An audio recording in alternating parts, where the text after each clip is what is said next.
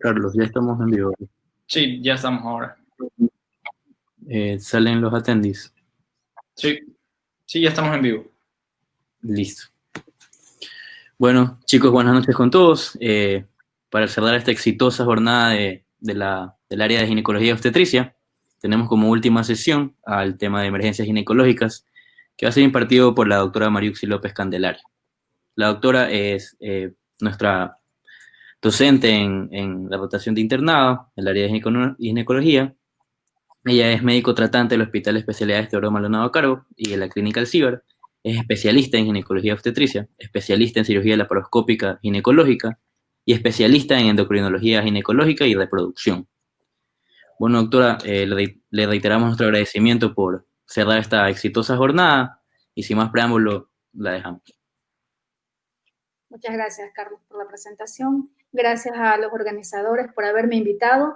Para mí es un placer poder colaborar con estos temas que son vivencias del día a día en la profesión, sobre todo en el hospital de especialidades donde laboro y que pues todos los que estén rotando ahora mismo en el hospital y en el transcurso de este año y de esta nueva etapa que ustedes tienen que cumplir como internos del hospital y en la rotación de ginecología se van a dar cuenta que van a llegar cada día en la emergencia del hospital, en el área que están rotando, todos estos casos, ¿sí? Que se nos van a quedar grabados en nuestra mente y que nos va a servir para una vida futura, ¿sí? Bien, gracias nuevamente por la invitación y vamos a empezar ahora con los temas. Entonces, ¿qué son las emergencias ginecológicas? Son patologías o son situaciones que ameritan una atención inmediata con la intención de salvaguardar la salud y seguramente la vida de la paciente que está afectada por esta emergencia, ¿sí? Estas consisten generalmente en hemorragias o dolor intenso provocando una reacción peritoneal, la cual no va a ceder con los analgésicos comúnmente administrados. Entonces, repito, se necesita de un accionar inmediato para atender a la paciente. Entonces, vemos en primer lugar que como causa de estas emergencias está el dolor que debemos saber establecer la diferencia entre una causa de tipo ginecológico y una causa extraginecológica, ya que el dolor en la parte baja del abdomen no solamente se va a deber a una patología uterina o una patología anexial, también están patologías que van a derivar de otros aparatos como el urológico, gastrointestinal, musculoesquelética, metabólica y digestiva, que son los que se confunden generalmente con las patologías ginecológicas. Entonces, es nuestro deber conocer todas estas patologías que en su debido momento van a producir este síntoma que obliga a la paciente a acudir a una emergencia y nosotros saber establecer si se trata de una emergencia o de una urgencia. En todo caso, después de haber establecido que se trata de una causa que no tiene que ver con el aparato digestivo, urológico, musculoesquelético, ¿sí? Sino es que se trata del aparato reproductor, también tenemos que hacer un diagnóstico diferencial posteriormente en si es una causa netamente ginecológica o la mujer se encuentra cursando un embarazo y de esta manera, pues, la causa sería una causa obstétrica. Dentro de las causas ginecológicas tenemos el dolor que va a producir un proceso infeccioso, como es en el caso de la enfermedad pélvica inflamatoria, cuya máxima expresión sería el absceso del tubo ovárico, sobre todo si este está roto, produciendo una pelviperitonitis y por la irritación pues provocar un dolor tan intenso. Posteriormente sepsis, y esto es lo que pone en peligro la vida de la paciente si nosotros no lo identificamos oportunamente y damos tratamiento a esta paciente. Otra de las causas por las cuales suelen consultar las pacientes la emergencia suele ser la torsión de un quiste de ovario, la dismenorrea que está asociada, sobre todo si esta dismenorrea está acompañada de síntomas vagales, vasovagales, como por ejemplo las que están asociadas a una endometriosis por un endometrioma ovárico de gran tamaño. ¿Sí? Las pacientes suelen llegar incluso inconscientes. La presencia de un mioma necrosado o de un mioma abortivo, la rotura de un quiste ovárico, del quiste hemorrágico, por ejemplo, o en el caso de la endometritis, un síndrome de hiperestimulación ovárica o un síndrome de congestión pélvica que ocasiona dolor intenso. De ahí que todas estas probables causas, nosotros las debemos de saber, tenemos la obligación de saber identificarlas durante una historia clínica detallada y pensar en cualquiera de estas causas siempre y cuando hayamos descartado, pues, la causa obstétrica. Ahora, si determinamos que la paciente está embarazada y se trata de una emergencia obstétrica, identificar si la paciente está en el primer mes o en el primer trimestre del embarazo, y por lo cual podría encontrarse con una amenaza de aborto,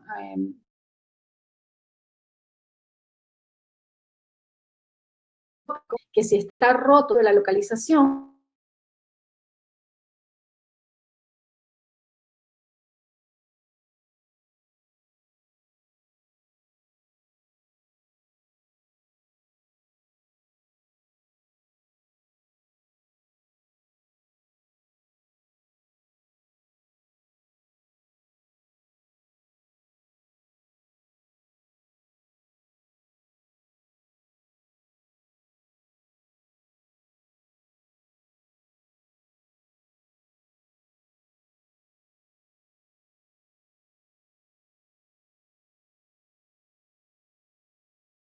Doctora, perdón,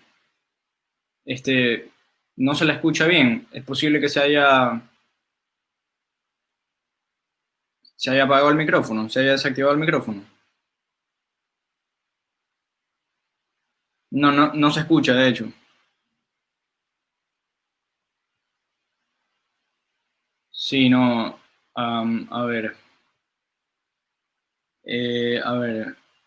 No sé si le sale arriba en el panel los dos botones tanto de cámara y de micrófono activados. Carlos, Sí, activemos el botón de pánico. Esto aquí nos va a establecer la conexión. Se va a reiniciar ahorita la conexión en unos 10 segundos.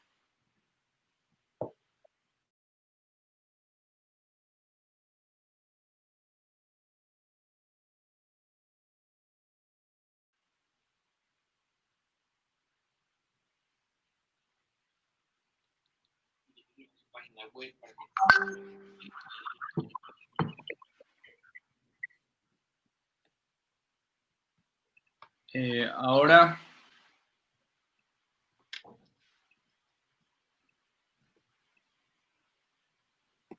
¿ahí me escuchan? Ahora sí, ahora sí. Sí, ahora Pero sí. está igual.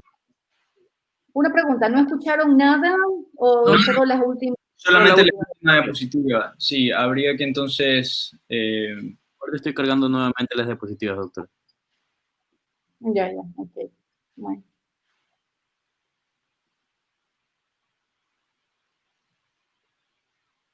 Ya.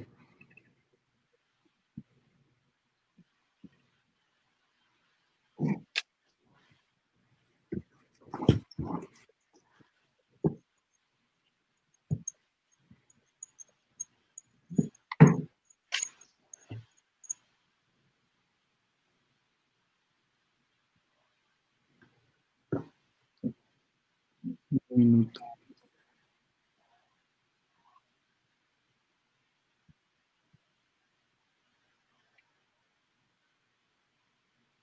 Listo.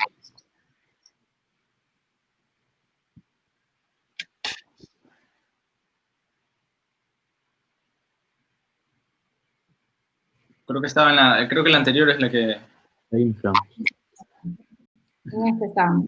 Listo. Entonces, estábamos analizando las causas del dolor como una emergencia ginecológica, ¿no? Entonces, las que no están relacionadas con el embarazo, como les decía, hay que pensar en las causas infecciosas como la enfermedad pélvica inflamatoria, por un absceso tubo ovárico roto, la torsión ovárica por un quiste de más de 5 centímetros que tienen esta predisposición a torcer su pedículo, ocasionando incluso la necrosis del mismo. Por ende, es tan importante que se diagnostique a tiempo para evitar esas complicaciones futuras como es la disminución de la fertilidad, porque si está necrosado, no nos toca otra opción que extraer el ovario y la trompa. La dismenorrea, sobre todo si esta es discapacitante, porque esta es la que se relaciona frecuentemente con la endometriosis. La presencia de los miomas, si son pediculados, también pueden torcerse los miomas o presentar alguna necrosis. La rotura de un quiste ovárico puede provocar también un hemoperitoneo, si estos son de gran tamaño, si el sangrado no se autolimita, pueden provocar un shock hipovolémico incluso, por eso también su diagnóstico oportuno es bastante importante para poder salvar la vida de la paciente. En el caso de la endometriosis, cuando se presentan los endometriomas ováricos, estos suelen ocasionar un dolor muy intenso que no cede los analgésicos convencionales y por ende se convierte de un tratamiento quirúrgico inmediato. La endometritis, asociarla con procedimientos que se haya realizado en la paciente, con los antecedentes infecciosos y las instrumentaciones uterinas. En el caso del síndrome de hiperestimulación ovárica, son aquellas pacientes que tienen como antecedentes infertilidad y tratamientos para el mismo, provocándose la hiperestimulación. Más adelante veremos algunas imágenes al respecto. El síndrome de congestión pélvica más bien da un dolor de tipo crónico, mientras que si el dolor está asociado a paciente con prueba de embarazo positiva, ya se encasilla dentro de las causas obstétricas y hay que determinar si se encuentra la paciente cursando el primer trimestre o está en el segundo o tercer trimestre. De ahí la frecuencia de las patologías. Entonces, en el primer trimestre puede tratarse de un aborto en curso o un aborto diferido tratado con misoprostol, cuya paciente va a llegar con una sintomatología un poco florida, aparte del dolor intenso por las contracciones uterinas intensas, va a presentar fiebre, escalofrío, diarrea, náuseas, vómito. Entonces, esto se convierte en una emergencia, ¿verdad? La presencia de un embarazo ectópico, pues aquí hay formas de presentación. Si el embarazo ectópico no está roto, no hay complicaciones, el dolor va a ser leve hasta el momento en que se rompe y en este momento ya se convierte en una emergencia en cuyo accionar nuestro es muy relevante porque de esto va a depender la vida de la paciente. Hay algunas que llegan a la puerta de la emergencia habiendo dejado pasar las horas importantes para haber podido salvar su vida, llegan ya con las últimas y no pueden acceder ni siquiera a la atención. El embarazo incipiente, en el cual puede haber alguna de estas patologías, como que incluso pueden haber patologías ginecológicas asociadas. Si el problema se presenta durante el segundo y tercer trimestre del embarazo, podemos, los pacientes que tengan problemas de dolor debido a las contracciones y de pronto esto se trate de una amenaza de parto pretérmino, de una rotura uterina, tenemos que asociar siempre los antecedentes de la paciente para poder pensar, porque es que no se me ocurre a mí, esta paciente viene, está embarazada, cursa unas 20 semanas, 25 semanas y tiene dolor y a mí se me ocurre solo por sí que puede ser una rotura uterina. No, se trata siempre de asociar los antecedentes de la paciente. Si ella ha tenido cirugías ginecológicas, por ejemplo, una miomectomía, si esta ha sido múltiple, si hemos tenido que realizar una histerotomía para extraer miomas, si esta paciente cometió el error de embarazarse en un corto tiempo posterior a la cirugía, entonces se va relacionando. Se puede tratar entonces de una rotura uterina. En cambio, el dolor producido por una placenta desprendida durante el segundo o tercer trimestre del embarazo va a presentar un dolor tan intenso, el abdomen va a estar completamente duro y va a también estar acompañado de hemorragia en el segundo o tercer trimestre. Durante la etapa del puerperio, también pensar en la endometritis, que puede causar tanto un dolor como una hemorragia. Entonces, antes que nada, debemos de hacer un buen diagnóstico, valorar, como les indiqué, la urgencia en la que se encuentra nuestra paciente y valorar la gravedad de la misma para identificar los estados de emergencia. Si la paciente necesita una intervención quirúrgica, es llevada en el menor tiempo posible al quirófano. Si la paciente llega con signos clínicos estables, no la vemos hemodinámicamente inestable y nos puede colaborar con la anamnesis, tenemos que preguntar acerca de las características del dolor. Cómo es el tipo, si es un tipo punzante, si el comienzo es brusco o es insidioso, la duración del mismo, tiene irradiación, la localización, si el dolor es constante o es intermitente. Entonces, estas características nos van indicando si se trata de un dolor por una víscera hueca o es un dolor que ya tiene más tiempo. En el dolor agudo pueden existir signos de infección. Si tiene síntomas acompañantes, como la fiebre, y esto se asocia a los exámenes de laboratorio con una leucocitosis, tenemos que pensar en que puede tratarse de una salpingitis, un absceso tubovárico roto, como vemos en la imagen acá, que se ha producido un síndrome adherencial justamente por la rotura de un absceso tubovárico. El dolor de inicio rápido se suele asociar a la perforación de una víscera hueca o a la isquemia, como por ejemplo en el quiste de ovario torcido. El dolor de tipo cólico se suele asociar, en cambio, a una contracción muscular o es típico de la litiasis renal y asimismo de la torsión ovárica. Entonces, existen síntomas que se presentan en las patologías de tipo ginecológico y de tipo no ginecológico, como vemos acá, la urológica. Un dolor que se percibe en todo el abdomen, en cambio, sugiere una reacción generalizada a un líquido irritante que podría ser sangre en el caso del hemoperitoneo o pus en el caso del absceso tubovárico roto. Esto, como les dije, cada que nosotros vemos una paciente con un caso específico que nos toca entrar a cirugía, nunca se nos va a olvidar de asociarlos, la sintomatología que tiene la paciente.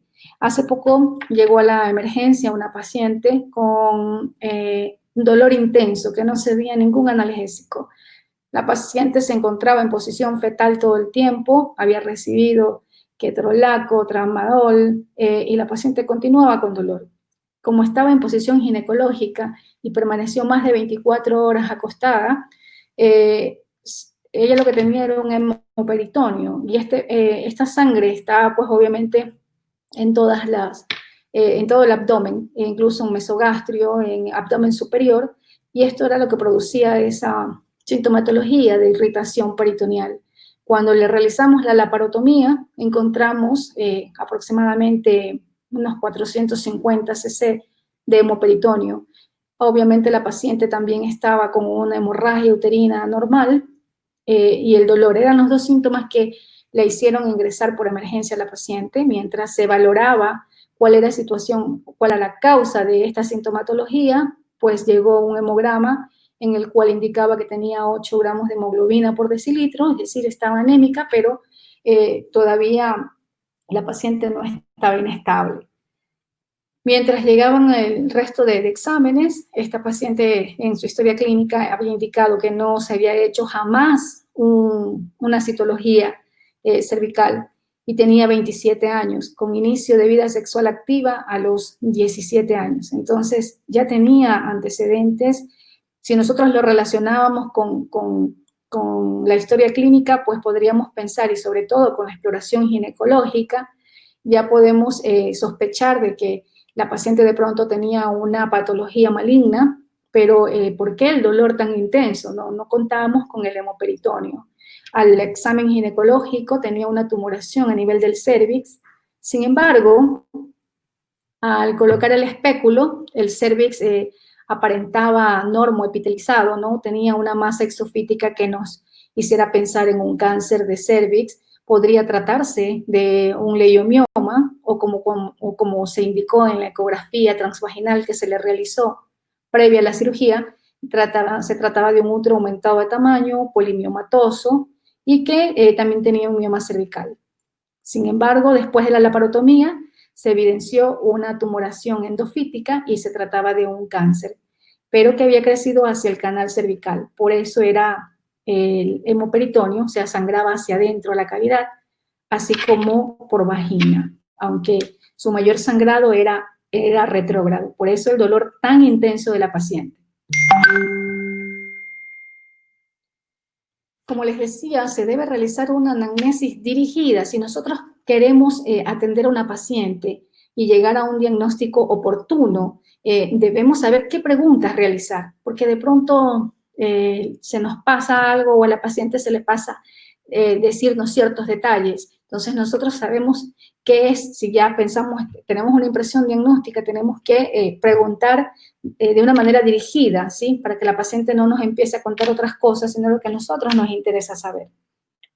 En el caso de las patologías ginecológicas, todas tienen que ver con, sobre todo si la paciente viene por un sangrado o dolor, debemos preguntar acerca de su última menstruación, sobre todo si queremos descartar el embarazo. El inicio de la vida sexual activa, la primera menstruación a qué edad se presentó, si sus ciclos son regulares, la duración del ciclo menstrual, si es que utiliza algún método anticonceptivo, porque también el uso de ciertos anticonceptivos pueden provocar una emergencia ginecológica cuando los dispositivos intrauterinos, más comúnmente la T de cobre, puede provocar perforaciones uterinas, y estas a su vez perforar alguna asa intestinal, provocar este dolor intenso y convertirse en una emergencia. Y no solo ginecológica, porque si ya abarcamos también a las asas intestinales, se produce un abdomen agudo ya generalizado y no solo ginecológico. Entonces necesitaría de la intervención del cirujano ginecólogo y del cirujano general. La posibilidad de embarazo para descartar el embarazo ectópico, la cantidad del flujo menstrual que presenta y si actualmente está sangrando, desde cuándo, cuántos días. Todo esto nos sirve para realizar el diagnóstico. Después de realizar una anamnesis dirigida, tenemos que complementarlo con la valoración física. Así, pues tenemos que ver las constantes vitales, el aspecto general. Si una paciente llega a la consulta de la emergencia y refiere que tiene mucho dolor, nosotros tenemos que creerle a la paciente. Sobre todo si vemos en su fascie que tiene dolor, porque tiene una fascie álgica, porque tiene sudoración profusa, porque la vemos taquicárdica, ¿sí? Entonces esta paciente realmente tiene dolor y si le vamos a palpar el abdomen, tenemos que localizar el dolor y los cambios que realiza la paciente. Cuando nosotros palpamos un abdomen cuya causa es el hemoperitoneo, no va a permitir que palpemos porque le duele, o sea, llegamos a la palpación superficial y no permite la palpación profunda. Si se trata de un endometrioma, de un quiste de ovario torcido, va a ser más localizado en el lado donde está el anexo involucrado. De igual manera con el embarazo ectópico, luego este mismo dolor se va a exacerbar cuando nosotros realizamos el tacto bimanual, se exacerba el dolor a la lateralización del cérvix, lo cual nos va a dar la idea de que existe alguna patología anexial involucrada, como lo es el absceso tubovárico o el embarazo ectópico. De la misma manera nos va a ayudar a determinar la tumoración, porque de pronto no está torcido, pero hay un quiste gigante en alguno de los anexos que está provocando ese dolor intenso por compresión con los órganos vecinos. A la especuloscopía también nos va a dar la idea de cómo está el cérvix. Hay pacientes que han llegado a la emergencia del hospital por hemorragia y por dolor intenso, hacemos una biometría antes de examinar a la paciente, que no es lo que se debe realizar, pero a veces ha sucedido por la cantidad de pacientes que hay. Llega el examen de laboratorio, tenemos una hemoglobina de 6, de 5, de 4, y colocamos el espéculo y resulta que ya hacemos el diagnóstico solamente con colocar el espéculo, ¿sí? Porque se trata de un mioma abortivo, el cual ha producido ese dolor tan intenso y lo sigue produciendo, así mismo como la hemorragia uterina normal, a tal punto de haber llevado a la paciente a tener 5 o 6 de hemoglobina, por ende tenemos que ingresar a la paciente para estabilizarla primero. Vamos a transfundir y luego de eso tenemos que intervenirla cuando ya la paciente esté estabilizada. La vamos a intervenir porque es la única manera de tratar la patología que tiene, ¿sí? Extraer ese mioma. Entonces, solamente con la especuloscopía, miren ustedes, antes de realizar varios exámenes, basta con que realicemos una historia clínica adecuada, completa, el examen o la exploración ginecológica, y ya podemos tener un diagnóstico como la presencia del pólipo, el mioma abortivo, un tumor de cervix, la presencia de pólipo endocervical. Todo esto nos da el dolor y sangrado, solo con haber examinado a la paciente. Luego, obviamente, tenemos que solicitar exámenes de laboratorio, pues siempre una bioquímica sanguínea, un hemograma, para saber si la paciente va a necesitar de transfusión previa a la intervención quirúrgica, tiempos de coagulación, PCR, velocidad de electrosedimentación, una prueba de embarazo, un elemental de orina, cultivos cervicales, más que todo, ¿sí? Para Neisseria, gonorrea y Chlamydia trachomatis, que son los principales agentes etiológicos de la producción de un absceso tubovárico o de una enfermedad pélvica inflamatoria. El examen de imágenes que siempre nos ayuda a nosotros los ginecólogos es la ecografía pélvica y abdominal.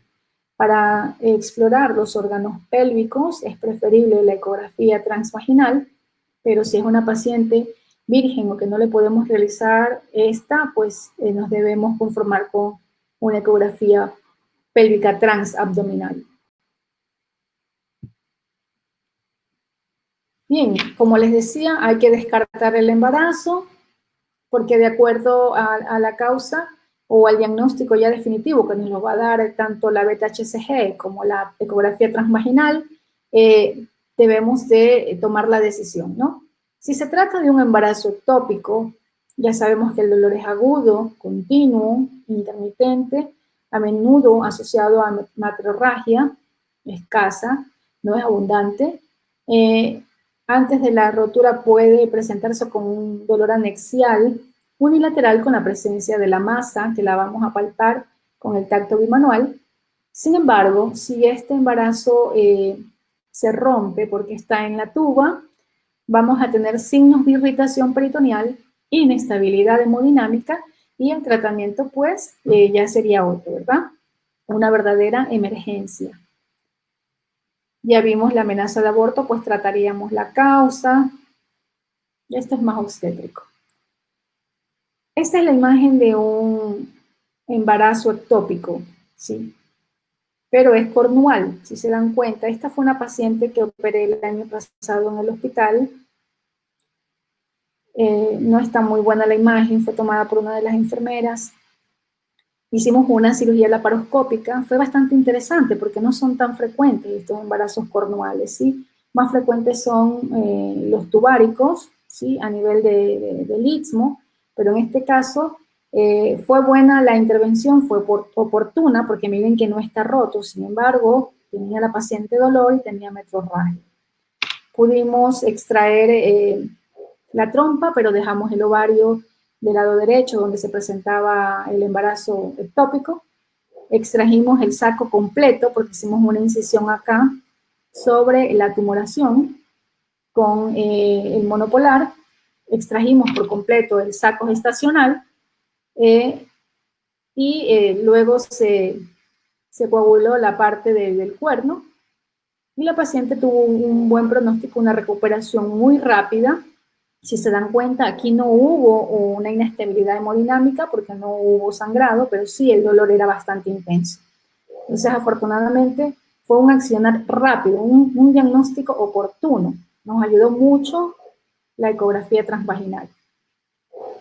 En el caso de la enfermedad pélvica inflamatoria, el dolor es continuo, puede haber leucorrea maloliente, la fiebre, la leucocitosis con neutrofilia y a la exploración ginecológica el dolor a la lateralización del cérvix. La ecografía también nos ayuda muchísimo, como en todas las patologías ginecológicas, nos ayuda también a descartar la presencia del absceso.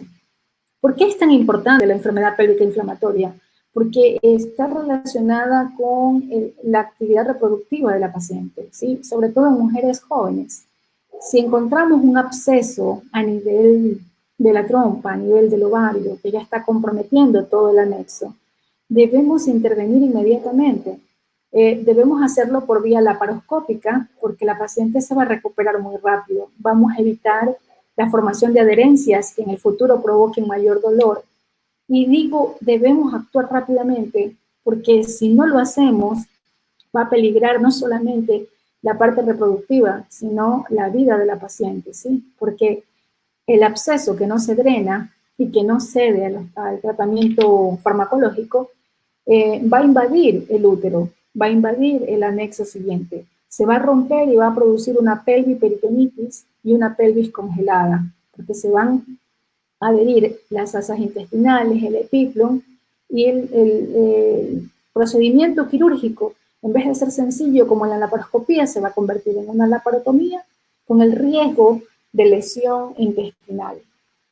Y no hablemos del hecho de dejar a una paciente infértil por completo y aparte de eso en estado menopáusico. Entonces, esto es una patología que se debe diagnosticar a tiempo y se le debe dar un tratamiento adecuado.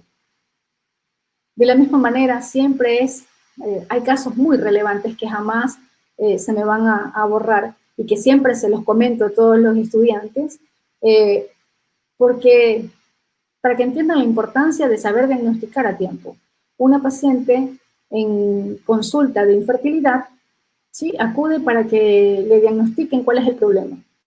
Dentro del protocolo del estudio de la pareja infértil existe un examen que se llama histerosalpingografía, en donde se debe colocar una cánula o una sonda a nivel del cérvix para inyectar medio de contraste y pues que pase a las trompas y mediante la placa radiográfica observar si están permeables o no. Pero este estudio no se lo debe realizar si la paciente tiene una infección vaginal activa, porque el hacerlo va a provocar la presencia o la formación de un absceso tubovárico. Esta paciente en cuestión no quería perder su trompa y su ovario porque estaba justamente queriendo embarazar, tenía 32 años de edad. Es transferida a un hospital de tercer nivel al nuestro, en el cual se le dio un tratamiento con antibióticos. A las 48 horas la paciente no respondió al tratamiento porque continuaba con fiebre, leucocitosis por encima de 20.000, escalofrío y el dolor que no cedía. A las 48 horas le rotan los antibióticos de amplio espectro y la paciente no responde al tratamiento. A las 48 horas siguientes, ya habían pasado 4 días, y la paciente continúa con la misma sintomatología. ¿Y por qué era?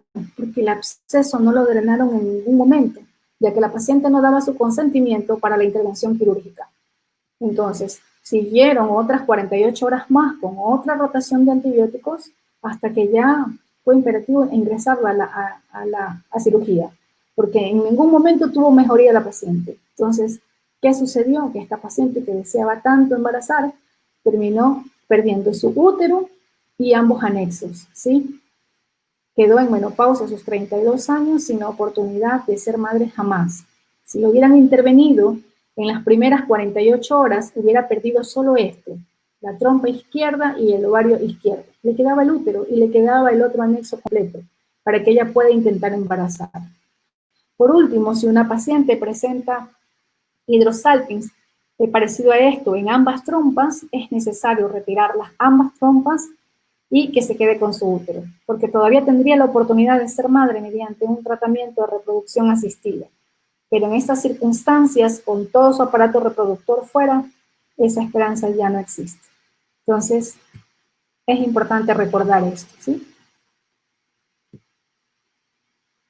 ¿Qué es lo que debemos hacer ante la presencia de un absceso? Estabilizar hemodinámicamente a la paciente, antibiótico-terapia de amplio espectro, realizar una laparoscopía con drenaje amplio para tratar de conservar la fertilidad y no tener que llegar a la histerectomía masalpingo o forectomía bilateral. Un accionar rápido, es una emergencia ginecológica. Continuando con las causas de emergencia ginecológica, tenemos a la endometriosis. La endometriosis que puede ser pélvica, puede ser uterina, pero la más frecuente es la endometriosis ovárica, como vemos aquí en este caso. Ocasionalmente hay pacientes que no presentan dolor, pero esto no se forma de la noche a la mañana. Entonces, al no presentar dolor, no le prestan atención, o al tener una dismenorrea leve que ya se vuelve crónica, la paciente se acostumbra a ello, no se hace ningún chequeo. Sin embargo, pueden debutar con un dolor de gran intensidad que no cede por el tamaño. Aquí vemos solamente un ovario, pero pueden estar ambos ovarios con la misma característica. Endometriomas de más de 10 centímetros cada uno, que triplican el tamaño del útero. Generalmente, cuando están los dos, suelen unirse en la cara posterior del útero, obstruyendo el fondo del saco de Dubras. Y esto pues produce un dolor demasiado intenso.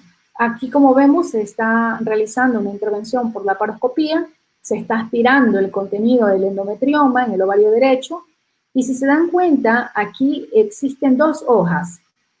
La de afuera es la corteza ovárica, la de adentro es la cápsula del endometrioma. Si nosotros solo aspiramos y lavamos esto y dejamos ahí, al mes tenemos que volver a operar a la paciente porque se ha llenado nuevamente de este contenido achocolatado. Para ello tenemos que extraer esta cápsula por completo de dentro de la cavidad y dejar solo la corteza ovárica, que es la que tiene los folículos, y de esta manera preservar la fertilidad de la paciente.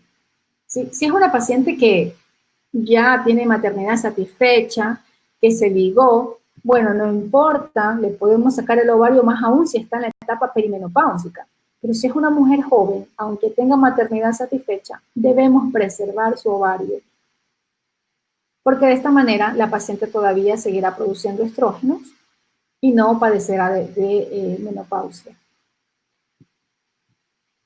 Bien, entonces, como les decía, debemos extraer bien la cápsula, pero no se termina aquí el tratamiento de esta paciente. Posterior a haber realizado el tratamiento de la emergencia ginecológica, debemos darle un tratamiento farmacológico para la endometriosis, porque caso contrario, esta paciente joven seguirá menstruando y seguirá formando endometriomas, y al año, a los 18 meses, tenemos que volverlo a operar por el mismo motivo. Entonces, no olvidar darle un tratamiento farmacológico posterior a la intervención. Un endometrioma complicado puede presentarse con dolor pélvico intermitente, con vientre en tabla, síntomas vasovagales que no responden a la analgesia intravenosa. Y esto pues se diagnostica a través de ecografía. De ahí que podemos hacer una laparoscopía exploradora, diagnóstica y terapéutica. Es preferible operar por laparoscopía y no acudir a la laparotomía, que nos va a traer mayor complicación a futuro, como la formación de adherencias. De por sí, la endometriosis produce adherencias. Bien, existen otras causas de dolor y de una emergencia ginecológica, con la presencia de los quistes simples, ¿sí? Estos, en cambio, son quistes que se llenan de líquido, que por el gran tamaño también pueden producir dolor. Y estos, después de que tengan más de 4 centímetros, sobre todo por encima de 5, pueden torcer el pedículo del ovario y producirse una torsión que se convierte en una emergencia con necesidad de una intervención quirúrgica. En la actualidad, dependiendo también de la edad de la paciente, se prefiere un tratamiento conservador realizando la distorsión de ese pedículo, siempre y cuando no esté ajustado, ¿sí? También tuve un caso de una paciente que cursaba un embarazo de 14 semanas con un quiste de ovario de unos 15 centímetros torcido, ¿sí?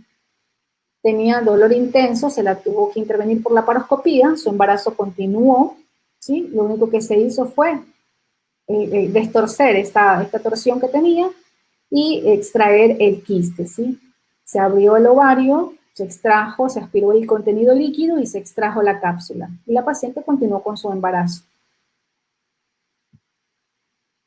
Aquí tenemos la torsión. Esto es lo que tenemos que evitar en el caso de las pacientes con quistes de ovario, ¿sí? Evitar que llegue a esto. Y aquí hay necrosis. Aquí ya no tenemos cómo salvar este anexo, porque no solamente es que está el quiste en el ovario, también está la trompa, ¿sí? Tanta vuelta, ha tenido tanta presión que se necrosó. Aquí no nos queda más remedio pues que extraer todo el anexo, ¿sí?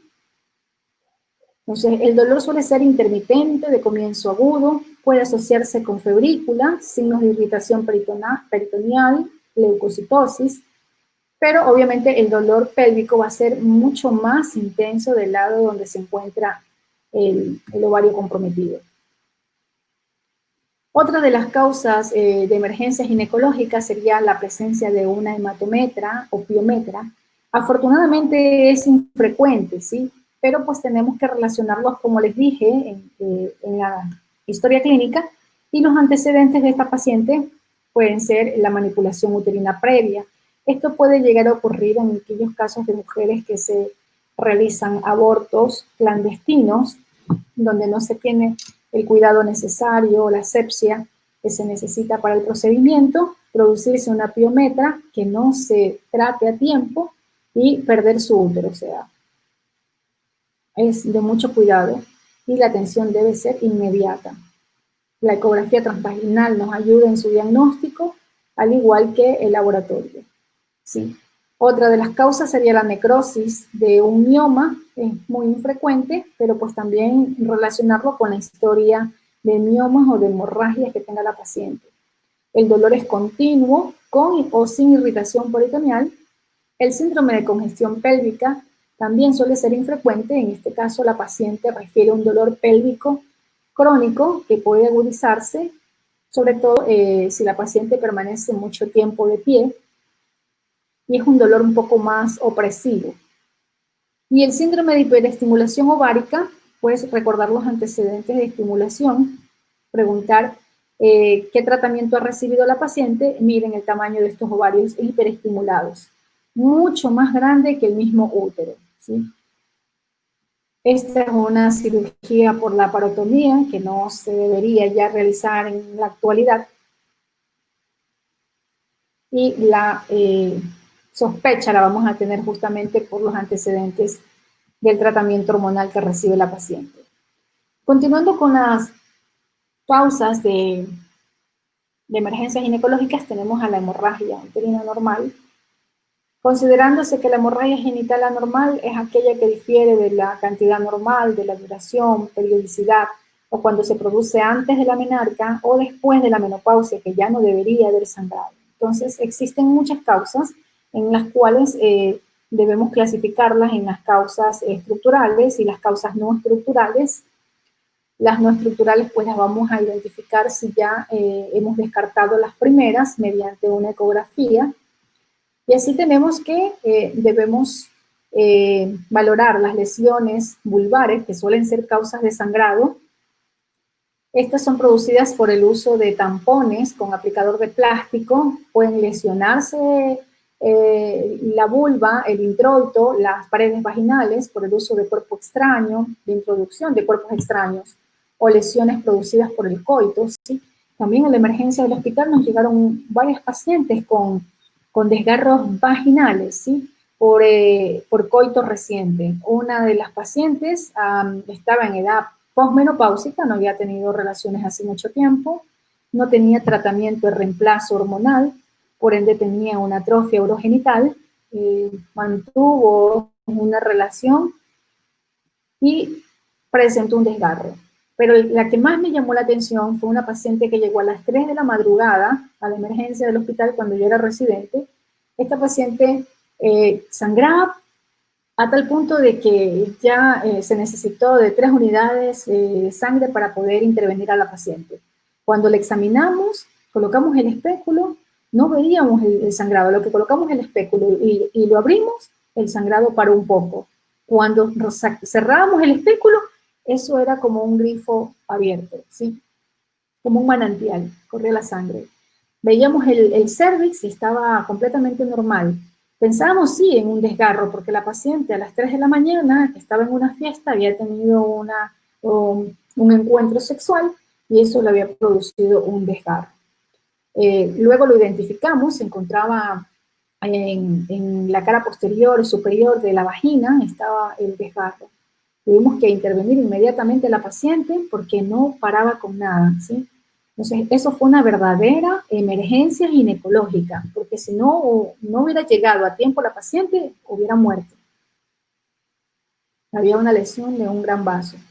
El desgarro menial tras la primera relación sexual también puede convertirse en una emergencia ginecológica, dependiendo del grado del desgarro. Entonces, las heridas por coito pueden dar lugar a un sangrado considerable, pueden producir además lesiones en el introito y en la región interlabial. Todo lo que tenga que ver con el trauma vulvar puede ocasionar un gran sangrado, ¿sí? Incluso cuando realizamos una cirugía por un quiste de la glándula de Bartolino y se provoca un hematoma, este hematoma puede disecar hasta la cavidad pélvica y la paciente puede hasta morir por esto, ¿sí? Entonces, mucho cuidado con estas causas que no le damos tanta importancia. En la exploración se pueden encontrar desde lesiones lineales que afectan la mucosa hasta verdaderos desgarros que producen la rotura de la pared vaginal y menos frecuentemente la afectación de otros órganos como el clítoris o la uretra, afortunadamente. Entonces, el manejo de estas lesiones, si el sangrado es importante, hay que considerar pedir una biometría inmediatamente en tiempos de población, mientras llega a tener que reparar el desgarro y si es que necesita de transfusión, pues realizarlo también antes de darle el alta a la paciente. El tratamiento de estas lesiones depende del grado de afectación. Las lesiones pequeñas y superficiales van a cicatrizar por sí solas, pero las laceraciones más graves deben y requieren una revisión con sutura bajo anestesia, porque no va a tolerar la paciente que le realicemos cualquier intervención así, sin anestesia. En el caso de las hemorragias muy abundantes, hay que realizar un taponamiento perineal mientras se estabiliza la paciente. En el caso de los desgarros cervicales, estos están más bien relacionados con pacientes que han tenido parto, ¿sí? Cuando se desgarra el cervix, puede lesionar una de las arterias cervicales y ocasionar mucho sangrado, pero uno se da cuenta inmediatamente porque cuando se atiende el parto se tiene que revisar bien que el cervix esté indemne, o cuando se realiza un legrado o una histeroscopía. El manejo normalmente de los desgarros pequeños siempre va a ser suturarlos. También existen las ulceraciones y erosiones cervicales por displasias, por ejemplo, o cuando hay un prolapso genital, ¿sí? A veces hay pacientes, esto no es una emergencia, el hecho de que una paciente venga con todo el útero afuera porque tiene un prolapso, bueno, eso no es una emergencia, ya que para que se prolapse el útero pasó muchísimo tiempo. Sin embargo, los familiares presionan porque lo han descubierto recientemente y les angustia ver a su familiar, a su abuela, a su madre de mayor de edad, con todo el útero afuera, que está sangrando por la laceración, por lo expuesto que está. En este caso, al no ser una emergencia, pues se estabiliza a la paciente, se le manda a colocar cremas de estrógenos, siempre y cuando se descarte una displasia, y programar a la paciente porque merita una intervención, pero programada. La presencia de los pólipos cervicales, ¿sí? Aquí vemos, miren cómo emerge del orificio cervical el pólipo. Esto se puede presentar en pacientes de cualquier edad, es bastante frecuente en las posmenopáusicas, pero también en las mujeres jóvenes, y en el caso de esta imagen se trataba de una mujer embarazada. También alguna vez traté a una paciente en la emergencia, cuando era residente, embarazada con un pólipo cervical. Muy fácil de tratar, ¿sí? Pero ojo, porque no podemos traccionar mucho. Si está en el primer trimestre, podemos provocar un aborto por estimulación del cervix. Entonces hay que saber en qué momento se realiza la intervención. No necesita anestesia, en la misma emergencia podemos agarrar el pólipo con una pinza de aro o una posi, torcer el pedículo y suficiente, ¿sí? Ya que esto le ocasiona sangrado a la paciente después del coito. Con respecto a los tumores de cervix, ¿sí? Hay que establecer bien que los tumores pueden ser no malignos, como por ejemplo el caso de un mioma abortivo, o pueden ser malignos en el caso de un cáncer de cervix, ¿sí? Si la paciente tiene un sangrado, una hemorragia, un dolor debido al cáncer, pues debemos proceder a estabilizar a la paciente, a realizar un taponamiento en el cuello, porque ese tejido tan friable no nos va a dejar intervenir para nada. Si nosotros decidimos coger puntos, suturar para que no sangre, la paciente va a sangrar más y puede morir en ese momento. Así que eso no nos compete y debemos pues más bien colocar un tapón para que pare el sangrado y remitir a la paciente a oncología ginecológica. Aquí vemos la diferencia entre el mioma abortivo. Miren esta tumoración que es redonda, ocasiona dolor y sangrado. Sin embargo, el cérvix está dilatado. No nos basta con colocar el espéculo, sino hacer un tacto, y en el tacto nos vamos a dirigir nuestro dedo índice alrededor de la tumoración y este nos va a guiar hasta el pedículo. Entonces podemos hacer el diagnóstico diferencial mediante la exploración ginecológica entre el mioma cervical o abortivo y un tumor de cervix que es exofítico, que comprende al mismo cuello del útero. En cambio, acá no, el cuello está bien, está dilatado. En esta tumoración no, compromete al cuello también, porque justamente es del cuello la tumoración. Este es el caso de una mujer que llegó a la emergencia con 4 de hemoglobina, ¿sí? Tenía un mioma submucoso. Esta la operé a inicios de este año. Tenía un mioma submucoso que le producía dolor y sangrado. Le hice una histeroscopía, que es de esa manera que se debe intervenir estos miomas. Sin embargo, cuando colocamos el histeroscopio tenía un pedículo muy fino que se rompió. Entonces se quedó este mioma nadando en la cavidad endometrial. No nos tocó que extraerlo el mioma de esta manera, ¿sí? Agarrándolo con una pinza posi, ya vamos a ver en el video, ojalá que se descargue, pero la emergencia de esta paciente primero se la estabilizó para poderla tratar, ¿sí? Porque con 4 de hemoglobina no íbamos a poder intervenirla. La paciente recibió 3 unidades de sangre y después de eso la llevamos al quirófano, ¿sí? Entonces, esto es para recordar, en la clasificación de la FIGO, los miomas que están relacionados con los trastornos hemorrágicos y anemia que pueden comprometer la vida de la paciente son los miomas tipo 0, los cuales todo su volumen es intracavitario y pueden ser sésiles o pueden ser pediculados. El mioma tipo 1, que es el que tiene más del 50% dentro de la cavidad, y también tiene un componente intramural de menos del 50% de su volumen. El tipo 2, al contrario, menos del 50% está dentro de la cavidad, más del 50% intramural. Pero es el componente intracavitario lo que ocasiona la hemorragia. Y el tipo 3 es un mioma intramural que toca al endometrio, entonces puede producir también hemorragias. En este caso de aquí, también es una paciente que operamos a inicios de año, si mal no recuerdo, tenía un mioma tipo 0, es decir, un mioma que estaba dentro de la cavidad. Estos miomas se los opera por histeroscopía. Sin embargo, este tenía 10 centímetros. La paciente también, era una paciente joven, llegó con 5 de hemoglobina, tuvo que transfundirse esta paciente, tenía trastorno hemorrágico, anemia, dolor, y nadie le había dicho nada, o sea, permitieron que llegara a 10 centímetros este mioma. Tuvimos que hacerlo por laparotomía, ya que estas pacientes presentan una hemorragia uterina anormal, metrorragia, ¿sí? El sangrado sale por vagina, pero también tienen hemoperitoneo. Debido a la gran cantidad de sangre, también hacen una infracción retrograda por el tamaño. Entonces, miren, más de 10 centímetros este mioma. Una mujer joven de 25 años.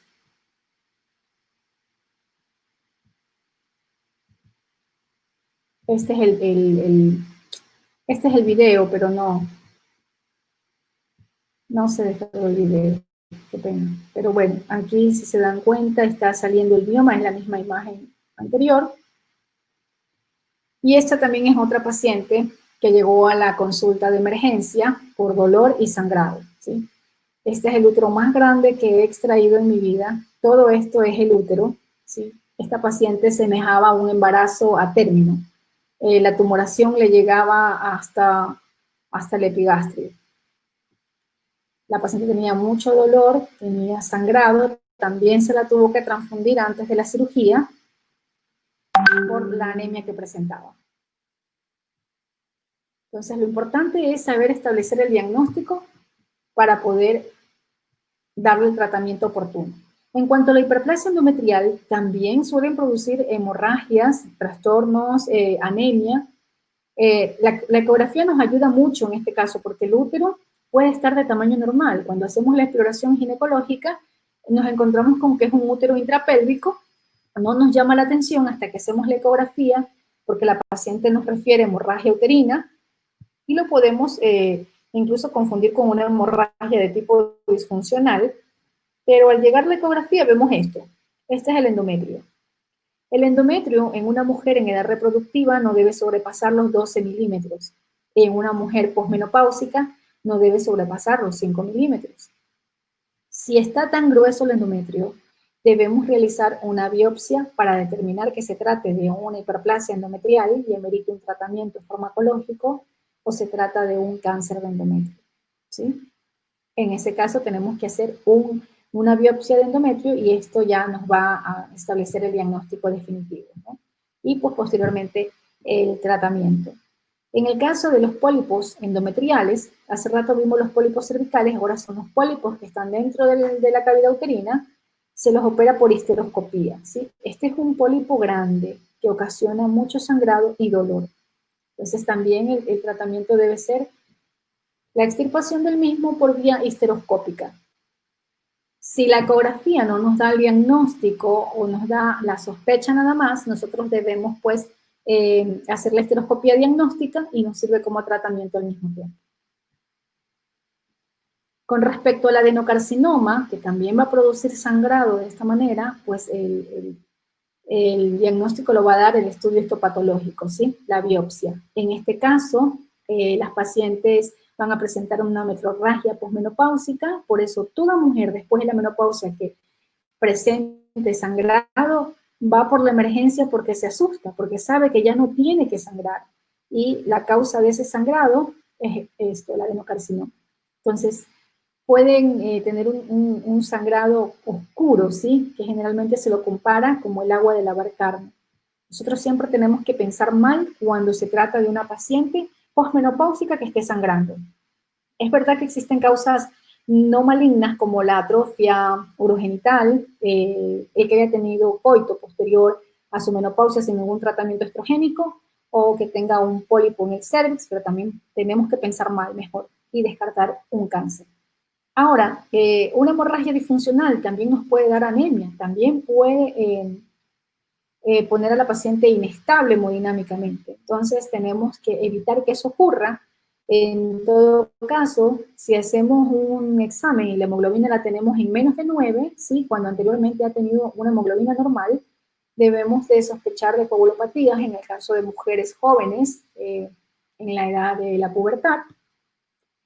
En todo caso, hay que tratarles, darles un tratamiento con anticonceptivos orales combinados a altas dosis, si la paciente lo tolera, con estrógenos equinos intravenosos, pero lamentablemente este tratamiento no lo hacemos porque no tenemos este fármaco en el país.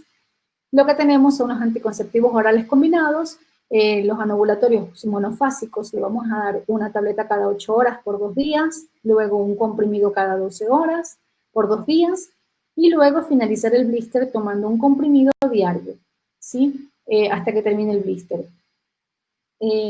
Luego va la paciente a presentar una menstruación.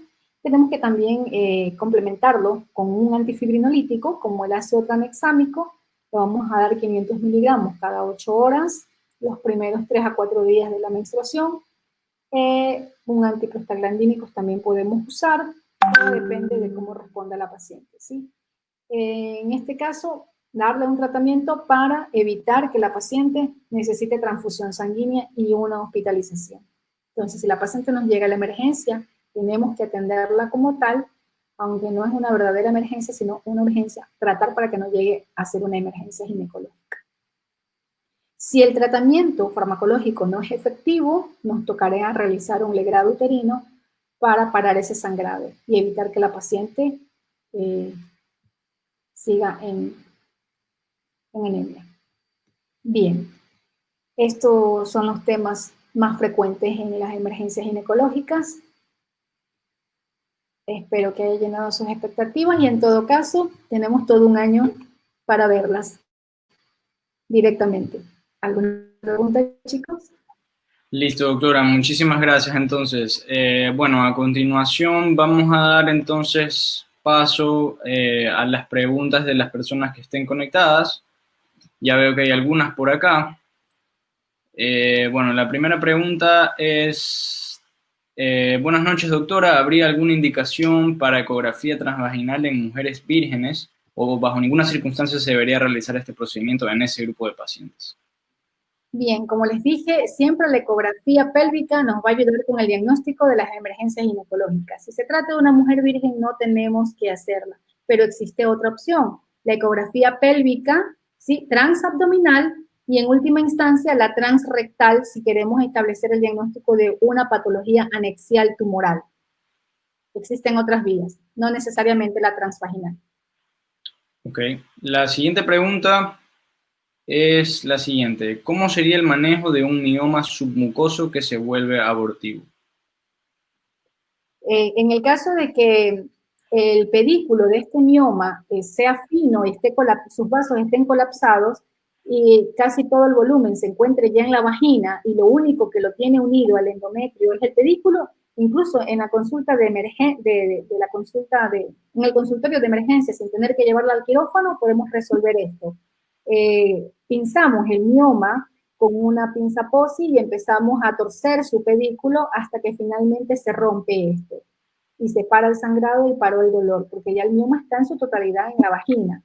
Obviamente, si hemos visto que la paciente es anémica, darle un tratamiento para la anemia. Si ya necesita de una transfusión sanguínea, la hospitalizamos para darle la transfusión sanguínea.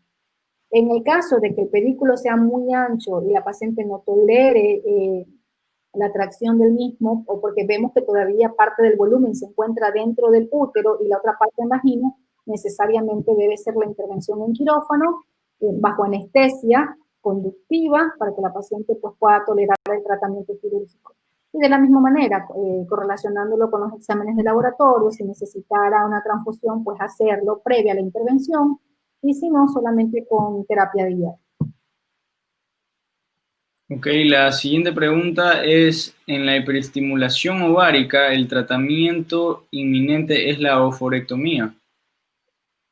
No, no. Es más, ocasionalmente puede ser la observación intrahospitalaria.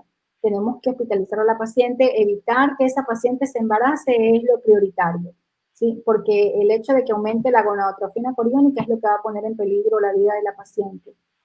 Pero no tenemos que extraer los ovarios, no. Podemos hacer una laparoscopía diagnóstica y aspirar los folículos, y ese sería el tratamiento quirúrgico en la hiperestimulación. Obviamente con la estabilización hemodinámica de la misma, porque va a tener trastornos electrolíticos, pero eso lo manejamos ya farmacológicamente. No hay que extirpar los ovarios. Ok, listo, doctora. Eso sería todas las preguntas que hay ahora. Me queda nada más que agradecerle por su participación. Sin duda que su conferencia, estoy seguro que ha sido bastante productiva y beneficiosa para todos los presentes y los futuros internos de ambas promociones. Ok, gracias a ustedes, chicos. Nos veremos pronto, entonces. Seguro. Muchas gracias. A los chicos les quería comentar que, bueno, cerramos con broche de oro esta jornada de ginecología. Mañana tendremos la jornada de pediatría. Que estén atentos a nuestras redes, que vamos a sortear nuestra primera beca CEMEDIP para todos los que hayan cumplido con 70% de participación durante esta jornada de ginecología. Y aparte tendremos un Kahoot con ciertas preguntas de cada charla para que se puedan ganar un libro, un manual CTO también de ginecología. Entonces, muchas gracias por acompañarnos durante todo el día. Muchas gracias, doctora, por cerrar con broche de oro esta jornada. A ustedes. Y gracias. Felicitaciones. Muchas gracias.